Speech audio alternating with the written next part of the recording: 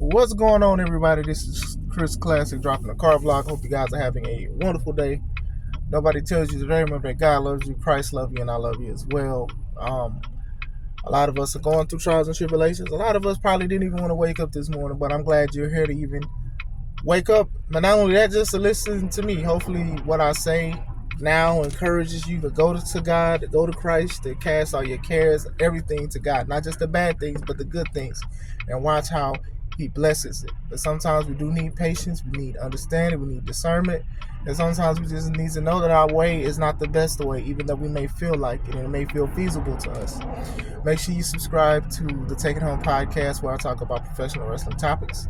Make sure you also subscribe to C3 Ultimate Wrestling. It's currently managed by another company, but it's still me and my wife's company. I dropped all of the matches that will be on Red Fighting Blues, which will happen July 6th, Independence Day weekend. Come see the fireworks before the fireworks.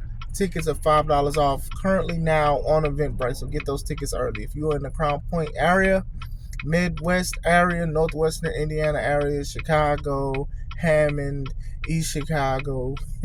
Yes, East Chicago, that's where I'm at. That's actually a city in Indiana. South Holland, Chicago Heights, Dalton, Harvey. Any of those areas, come see some great wrestling.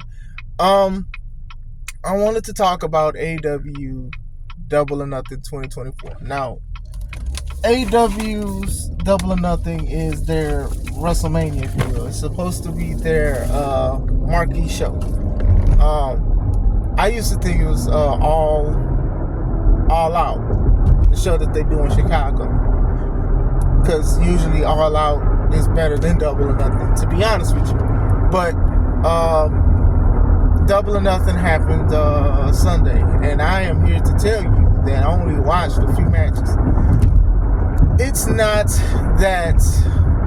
all AEW's fault. Alright, look, I get tired as a wrestling fan, as a wrestler, as a wrestling promoter and booker.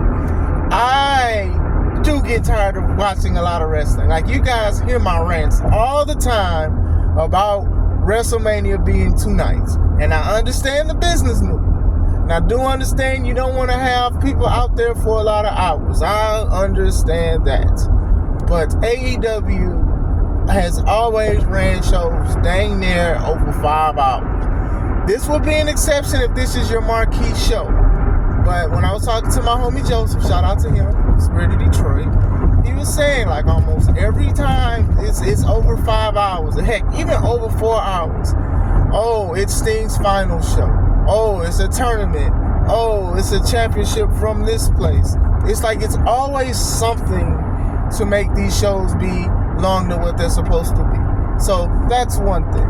Another thing is WWE did their event, King and Queen of the Ring, the day before. Now, this isn't AEW's fault, because when you put these dates down, you don't know what's going to happen. Things can change, you can rearrange things, you can reschedule, and you can do a whole bunch of stuff. You know what I'm saying? So stuff happens, but still, dog, like, and even with King and Queen of the Ring, it was an early show, which I love. That's why I do early shows, because I was at work watching it while I was working. I was multitasking. I was multi-working, hold it down. And, you know, by the time it was done before I was out of work, it was a 2-hour event, 2, maybe 3, depends. I don't usually add the kickoff show. So I do know that they did have a kickoff. Obviously, I think it was like 2 matches, but still, it just felt like it was too long. I felt like it was going to midnight. I didn't watch the whole thing. I didn't even watch it live. I watched matches that I wanted to see yesterday. So this is the kind of review for AEW, because looking at the match card, it didn't feel like it was a special event. Only a few matches, not all of them. You know what I'm saying? So that's how I felt about it personally. So if I didn't care for the match, I didn't look at it. Or if I didn't care for it, I wanted to look at it maybe for notes or small things to say. So I was fast forwarding and everything. I did see Mercedes Money versus Willow Nightingale for the TBS title. I thought that Mercedes had a dope entrance with the showgirls and stuff like that. Willow came out with a big friendship bracelet that was held by Stokely and Chris Statlander. Now, I do understand the symbolism in it of them being friends, but dog, y'all could have did something like, this is the champ. This is the champ. Like, people already was like, she's gonna lose the belt, but just a big friendship bracelet. You know, they gave her that more. She looked nice. She looks nice regardless. She looked real nice. When they wrestled, it was some old school stuff. Big lady. When I say big lady, please don't get offended. Powerhouse. Let me say that. Throwing Mercedes around. Mercedes started working body parts. Like, it was a pretty good match. It was a pretty good match. It could have been a little shorter, but it was a pretty good match. Mercedes tried to hit her move. I forgot what she calls it. It didn't look that well, and that was the finish. And, you know, we've talked about this. I've talked about Mercedes' new finisher, about how it should be pulled off and stuff like that. And for the most part, she's done it the better way. But Willow's a bigger lady. She's a taller lady, so I don't think that it was just smooth. And maybe they did, you know, it's different, man. When an empty arena's there, then when it's a full arena, it's different. The energy's there. You get tired, you get nervous. So, but outside of that, it was actually a pretty good match. End of the match had Chris finally turn on Willow and take Willow out. So Chris and Stokely there together. So I'm curious to see what they're going to do. I do like both women's work, so we'll see what they'll do with that. Like I said, I was like my first match, and then after that, I watched Swerve Strickland versus Christian Cage because I knew it was going to be a good match, and it delivered. It was a good match. I liked Swerve's Warriors get up. That was pretty cool. Christian came with his family and stuff, and they did the promo stuff, and it was good. I knew that he was going to be good. I knew it was most likely going to be a one and done, because that's what AEW does a lot, is just one and done matches. But I do think that Christian is a good person to have a great match with. I think he's one of those guys that don't really change a lot of the things that he does to be in the in crowd of wrestling, and I think that's what makes him stand out, even when he was wrestling in WWE. Now, I know that he probably halted some of his stuff, but still, him and Swerve, they did great. I thought it was good. Referee doing referee things. Nana trying to help, helping Swerve with the pipe, trying to get people away from the match, because the referee was kicking everybody out left and right. I did like when Christian went for the spear and then Swerve hit the house call, and then the way Christian was in a heap, that should have been a finish in my opinion. But then Swerve went and did his double stomp. And let me tell you something about this double stomp. The double stomp would be a lot better to me if he did not take a long time to do the double stomp. I understand trying to get prepared and making sure everything is right, but still, the man gets up there, he starts doing this, he does the pose, he does all this stuff, and the person is literally sitting down with their legs apart like they sitting in the grass in a picnic date, just outside looking at the lake, waiting for this dude to do the double stomp. It takes too long. Swerve. If you swerve when you drive, you cannot swerve when you're on the top rope. You got to be careful with that, bro. But he does a double stomp and then does another house call, and that was it. Like I said, solid match.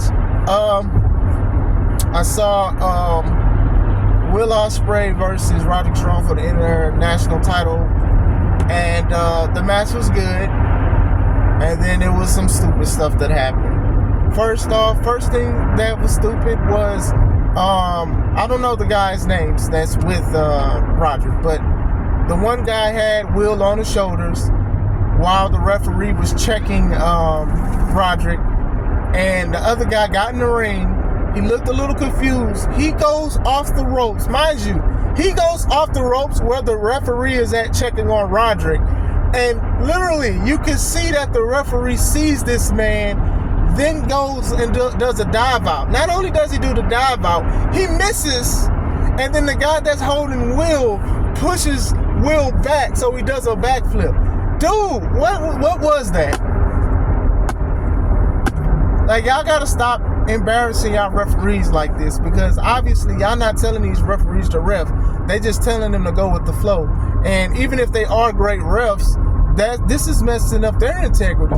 Like, you can't tell me that this dude didn't see the referee didn't see this man go off the ropes. Like, he literally was right here. Like, he literally the recoil of the rope should have slapped the referee in the face. And we ain't done with the ref. Ref, sit here. Passenger side. So then they go to another spot where they're trying to distract the referee. Wardlow comes out of nowhere. Wardlow is about to powerbomb Will. Referee backs up into Will, who is bent over getting ready to be powerbombed. He turns around. He sees Wardlow. The way the referee grabbed Will like he was a piece of paper and threw him to the side of the rope like it was nothing. Mind you, he's a referee. The aesthetic looked bad. And then he pointed at Wardlow instead of kicking him out like you're supposed to, or even disqualifying because he put his hands on the competitor. He just pointed at Wardlow. Wardlow, as big as he is, put his hands up and just left the ring. Wasn't escorted out. Took away from the match. The match between the actual action between Roderick and Will was actually pretty good. I enjoyed it. It was good. It was solid.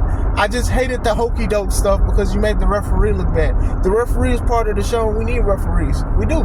And when you do stuff like this, and then people are very critical on Mike Knox in the first place as a referee, this is stupid. Like, dude, like it should have been either the end of the match or you should have kicked Wardlow out. I think I ought to give you more leeway if you kick Wardlow out. Wardlow literally had this man between his legs, pause. You know what I'm saying? So that is small stuff like that makes me groan, because it's like, really? And then how the referee just threw Will, like, you could have hurt Will aesthetically, like, come on. But other than that, the match was solid. Will wins, is the Stormbreaker. Like I said, all of this other hokey doke stuff was not needed. They could have just been a competitive match. Of course, he has a group. They could have did something a little bit better. They took too long for their spots. It's okay to just hit somebody. You don't have to do the doomsday device. You don't have to powerbomb people. You don't have to do every move every time for an interference. Hit, choke, do something. You don't have to do that. It made it made Roger's cronies look bad, and it made the referee look bad. But Will is on the rise. A lot of people, they're like, hey, we might as well just give all the titles to Will. And they may. He's in the Owen Hart tournament. Who knows? He may win it. I don't know. You know, I have been enjoying Will's matches, but I just need something a little more. I've talked about this before, so I'm not going to go into that. I did see Adam Copeland, Demonic Self, go against Malachi Black, Demonic Self. And I was expecting something a little better. It was okay. You know, Jim Cornette, when things have chairs and stuff, he calls it lazy booking. And it felt that way. It was just like, hit me, I hit you, we bleed. Turning point came, interesting part came when Buddy and Brody came out. Then they acted like they were signing with Copeland. And then they started beating up Copeland and then threw him in the ring. And then thought it was the end of the match. And all of a sudden, red lights start flickering and stuff. And then Gangrel from the Brood or whatever they call themselves, he came out. You know, that's a big Markish moment. He came out and he did some impalers to the guys, and then Aleister Black kicked him. It was cool to see Gangrel. Then Edge, he speared Malachi, then put him in a crossface with the barbed wire, and then Malachi passed out. The ending part was the good part of it. It would have been dope if Christian was there siding with them because he was part of the Brood too. But I know that, you know, we all know that Adam and Christian, you know, they ain't seeing eye to eye with the feud they had because, you know, and it was a good feud, by the way, but still, it just would have been dope to see that. You know, I know that Adam wanted Gangrel to be a part of some of his stuff in WWE, and WWE, they turned it down. So I guess good for Adam, but, you know, I just wish that Christian was a part of it because he was in the group. Anyway, but that's as far as matches go. I did see MJF when he came back, and a lot of people are saying what I said. The man came back. He had the jean jacket on, reminiscent of Triple H when Triple H came back from his injury. He had the jean jacket, and the reason why people talk about Triple H and his jean jacket is because it's so iconic, because that was one of the biggest pops in wrestling history. It really was, because people was happy to see Triple H. So when we think about that, we think about that jean jacket. MJF had a similar jean jacket because he's coming back from injury. And the crowd was already going crazy for him before he came out. But still, it was the fact that it was a jean jacket. And I understand. A lot of wrestlers, they do tributes to other wrestlers. I understand that. But still, what MJF said afterwards was so great.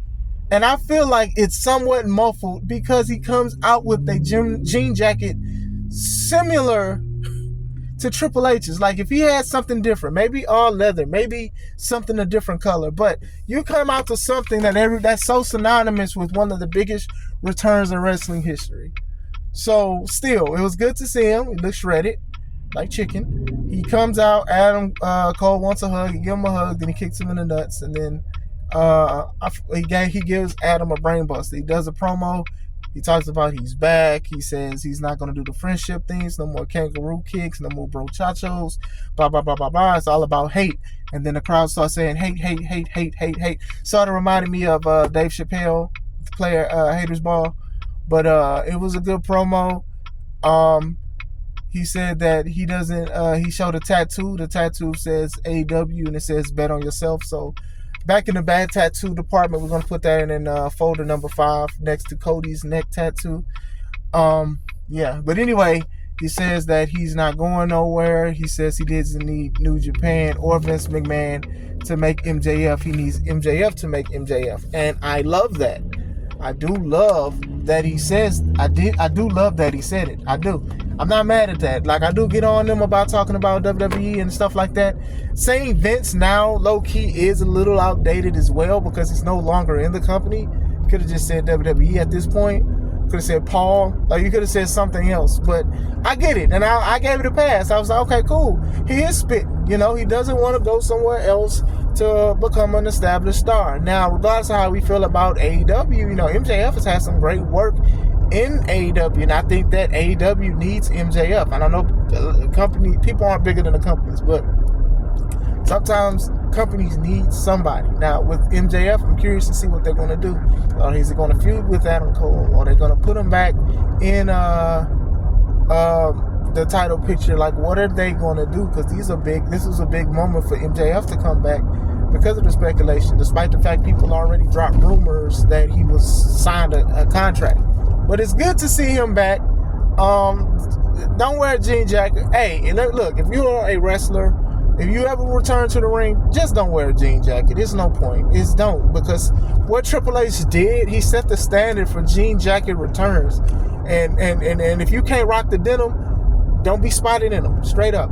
But, yeah, I didn't watch nothing else. So I wasn't interested in the other matches. And I guess I'll say why. I wasn't interested in Takeshita versus Moxley because I knew that Moxley was going to win. And Takeshita has been putting online like he's not having fun anymore. So he may even be out the door. So I didn't care that Moxley had injury and was selling the shoulder. I didn't care for that match. Toni Storm versus Serena Deeb. Very talented women, but I didn't care for that match. I knew Toni was going to win. They're just feeding Toni now. Toni has been doing good stuff promo-wise and stuff like that, and Toni can wrestle and stuff like that. Cool. But still, and Serena Deeb can wrestle too. I like Serena. But still, we know what the business is. Like, not interested in it because we knew what was going to happen. They've been doing stupid stuff. Honestly, though, with Toni and Mariah, man, they've been doing stupid stuff. Like, how many times is women going to be kissing each other on TV? They do this, like, every week. Now it's repetitive. That's like, oh, okay, cool, we get it. Y'all kiss each other, golly. All right, cool, whatever. Well, it's not cool, but still. Anarchy in Arena match. I'll speak about this a little bit. I didn't watch it. One thing I did see was Darby Allin set Jack Perry on fire, and Tony tried to do a stop, drop, and roll. So I did see that. I don't care for Anarchy in the Arena matches. It was the main event. I know people was upset it was the main and Swerve wasn't the main, but they did this last year, so I don't really mind that. I don't really care for the match. Dude being set on fire to be quickly extinguished and then still come back and finish the match is crazy to me, but it's AEW. So like I said, I know there's other matches that happened. I didn't really care for Orange Cassidy and Trent. I didn't really care for that. So that's it. There was only a few matches I actually cared for or I cared to watch. I don't think I'm going to go back and watch any other matches, but I did want to speak about what I did want to speak about. I didn't want to give them their flowers, quote unquote, for certain situations. But yeah, I didn't watch it, man. I was tired, man. I was fatigued. It was just a long time, and some of the matches didn't feel like it was pay-per-view quality. It felt like it was Dynamite more than anything. A title eliminator with Moxley and Takeshita, that should have been on Dynamite because it's a title eliminator. This is your biggest show. You're not going to do a title match on your biggest show? Like, that don't make sense. But let me know what you guys think. Did you watch it or are you going to watch it? This is Chris Classic. Hope you have a wonderful day. Let's take it home.